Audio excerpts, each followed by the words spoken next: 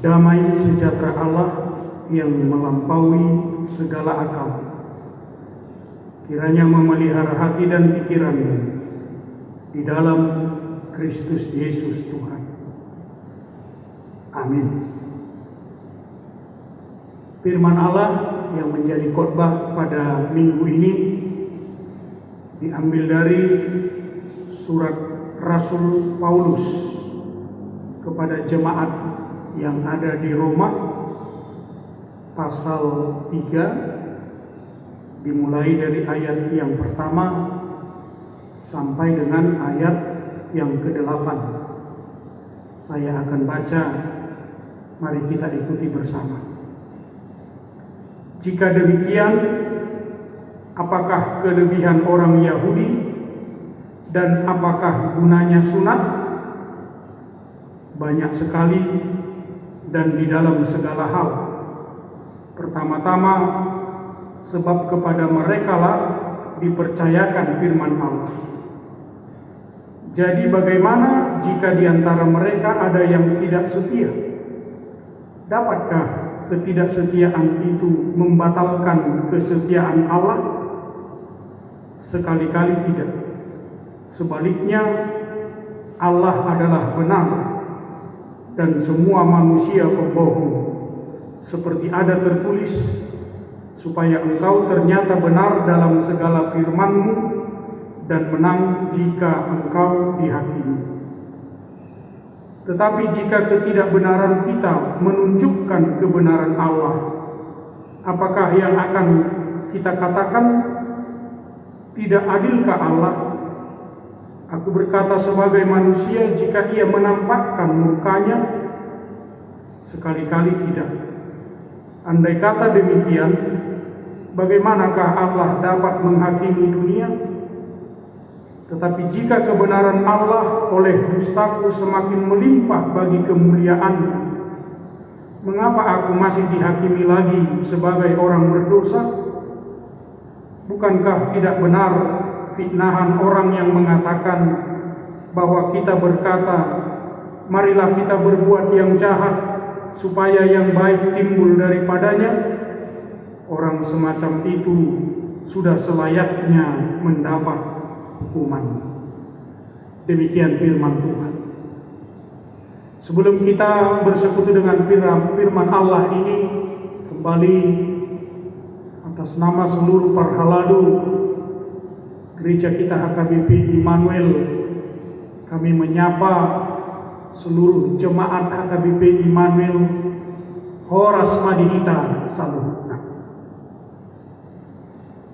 Jemaat HKBP Immanuel yang dikasihi Tuhan,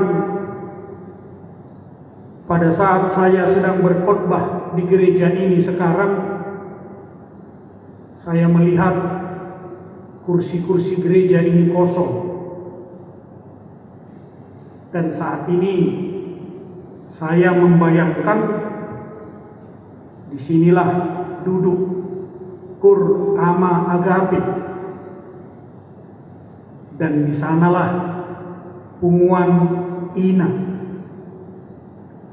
Di belakang Punguan Ina duduk Punguan Kur Gabungan Immanuel yang lebih terkenal dengan sebutan KGI-nya. Dan di seberang mereka Punguan Kur Ama Jerusalem,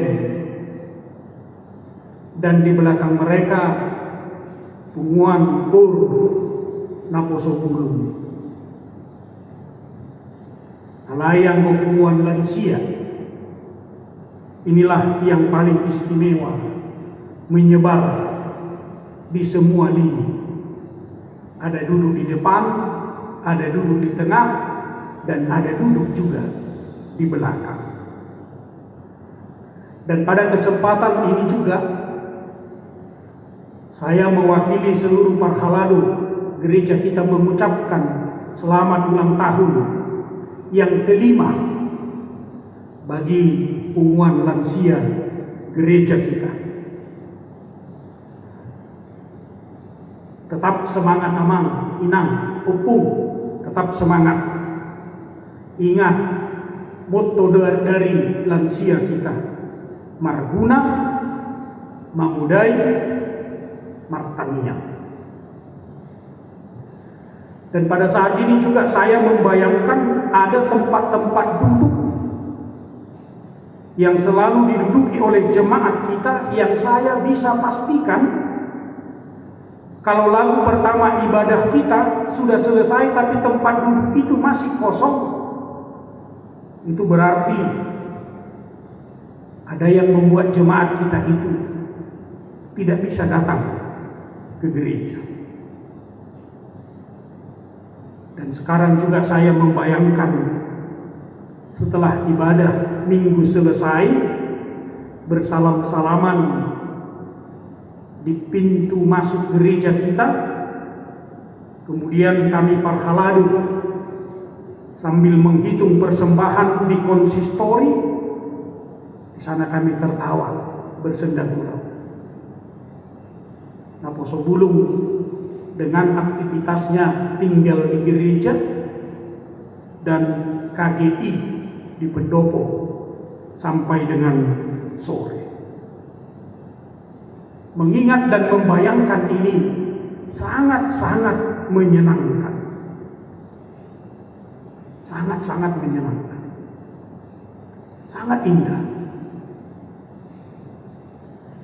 Tapi melihat keadaan sekarang, saya berkata dalam hati saya, dan sekaligus juga merupakan pengharapan kepada Tuhan. Berapa lama lagi keadaan ini Tuhan harus kami jalani? Kuatkan kami Tuhan Yesus menghadapi semua ini. Membayangkan suatu keadaan atau membayangkan suatu situasi,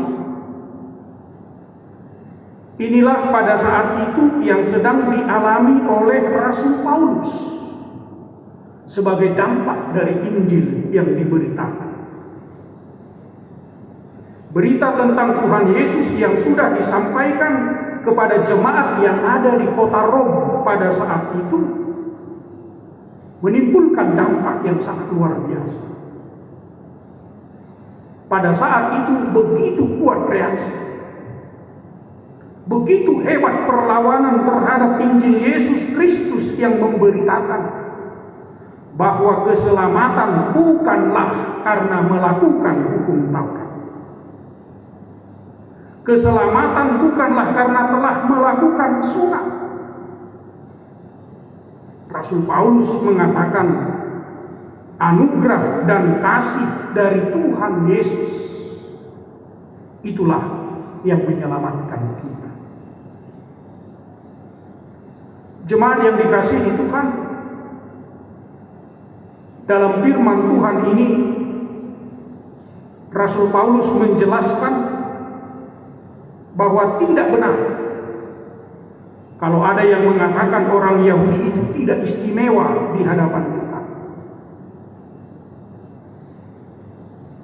Rasul Paulus menekankan Yahudi adalah umat pilihan, bangsa kesayangan Tuhan. Buktinya melalui merekalah Tuhan pertama sekali mempercayakan firman Allah. Itu yang dikatakan tadi di ayat 2. Yang saya tahu Amanginang, hanya kepada orang-orang istimewa lah yang patut mendapat kepercayaan.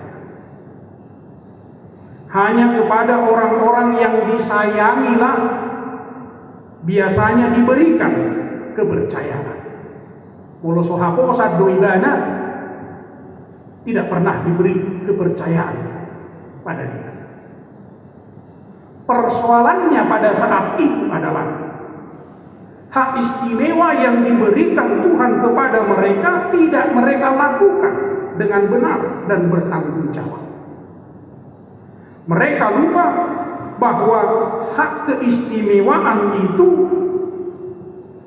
diberikan Tuhan dengan disertai tanggung jawab yang istimewa juga. Apa itu?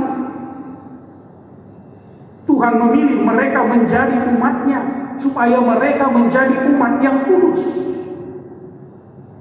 berbeda dengan bangsa-bangsa yang lain. Tuhan memilih mereka supaya mereka melakukan perintah Tuhan. Tetapi orang Yahudi mengartikan bahwa hak istimewa yang diberikan Tuhan membuat mereka kebal dari hukum Tuhan. Pada saat itu mereka mengartikan umat kesayangan Tuhan berarti bahwa mereka bebas berbuat sesuka hati mereka, termasuk berbuat hal-hal yang tidak patut. Ada yang mereka lupakan bahwa Tuhan Allah itu adalah Tuhan yang setia pada perkataannya. Tuhan Allah itu adalah Tuhan yang setia pada janjinya, termasuk Tuhan akan menghukum orang-orang berdosa. Jadi hak keistimewaan itu, cap umat kesayangan itu diberikan Tuhan supaya mereka melakukan apa yang diperintahkan Tuhan. Apa yang diperintahkan Tuhan? Mari kita ingat dulu perkataan dan juga merupakan salah satu janji Tuhan kepada Abraham. Pada Kejadian 12, Tuhan katakan, engkau akan menjadi berkat. Engkau akan menjadi berkat.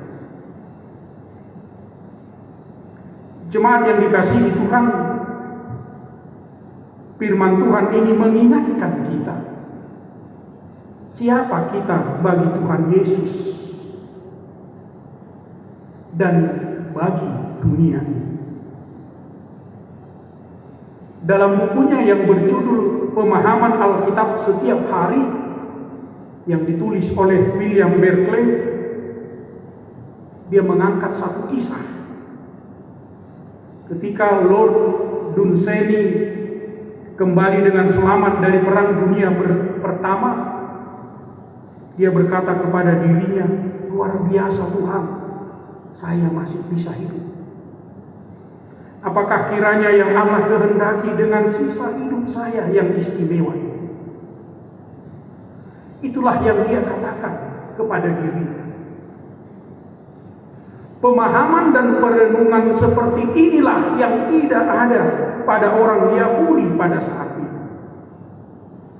Tentu ada maksud Tuhan dengan hak istimewa sebagai umat kesayangan Tuhan.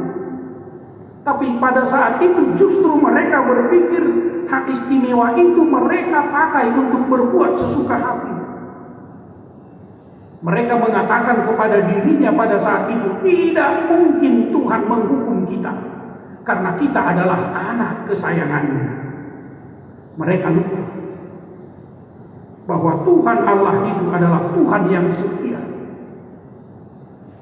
pada janjinya dan juga pada perkataan-perkataannya. Inilah yang mengingatkan kita sekarang, siapa kita bagi Tuhan Yesus. Di Yohanes 15 ayat 15, Yesus menyebut kita sahabat. Ale-ale do ham. Di dalam doa pribadinya kepada Allah Bapa di Yohanes 17, Tuhan Yesus mengatakan bahwa Dia sama dengan kita. Aku di dalam mereka. Inilah yang membuat orang Kristen itu istimewa dibandingkan dengan yang lain. Inilah yang membuat orang Kristen itu menjadi umat kesayangan Tuhan.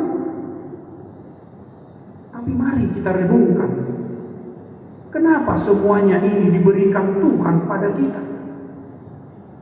Apakah maksud Tuhan yang luar biasa di sisa hidup kita sampai saat ini? Mari kita melakukan apa yang Tuhan kehendaki. apa yang Tuhan Yesus kehendaki, mari kita selalu membawa damai di tengah-tengah dunia yang sedang kacau sekarang. Mari kita membawa kesembuhan di tengah-tengah dunia yang sedang sakit sekarang. Tuhan Yesus mengatakan di Matius 5 ayat 9, kita akan disebut anak-anak Allah. Kalau kita katakan tadi, tentu ada maksud Tuhan dalam kehidupan kita ini sekarang. Maka jawabannya adalah, mari jadikanlah hidup kita ini sebagai saluran berkat bagi yang lain. Jemaat yang dikasihi Tuhan, sekarang kita sudah memasuki minggu Misericordias Domini, yang artinya bumi penuh dengan kasih setia Tuhan. Kita menyadari bahwa di tengah-tengah sapaan ini kita berhadapan dengan kehidupan yang menggelisahkan karena disebabkan oleh virus corona COVID-19 ini. Berita kematian, berita penyakit, berita kelaparan, pemutusan hubungan kerja sekarang sangat akrab di telinga kita, dan itulah yang dipertontonkan oleh media-media sekarang. Sementara kita menjalani hidup kita yang berada dalam kesusahan, firman Tuhan ini mengajak kita, mari merenungkan dan menerima kasih setia Tuhan yang memberikan kepada kita kehidupan. Marilah kita selalu mengingat bahwa Allah tetap setia, baik dalam susah maupun senang, saat dunia gelisah atau dunia tenang. Sekalipun di dunia masih terus ada manusia yang melakukan kejahatan, Allah tetap menunjukkan kasih setianya. Percayalah, dengan menerima kasih setia Tuhan, kita juga menerima kekuatan baru untuk menghadapi segala hal dalam kehidupan kita. Dengan kasih setia Tuhan, kita turut serta menyatakan kehidupan yang baik dan benar, yang peduli kepada sesama manusia. Dengan kasih setia Tuhan, kita secara bersama turut menghentikan penyebaran virus corona COVID-19 yang sudah merusak kemanusiaan yang sedang berlangsung sekarang.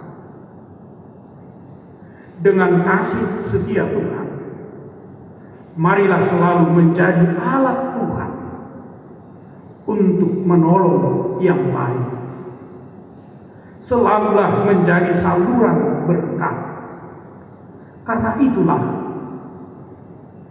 yang diharapkan dan diinginkan Tuhan dari kita jemaat HKBP Immanuel ini. Selalu menjadi berkat, karena kita sudah terlebih dahulu diberkati oleh Tuhan. Tuhan memberkati kita.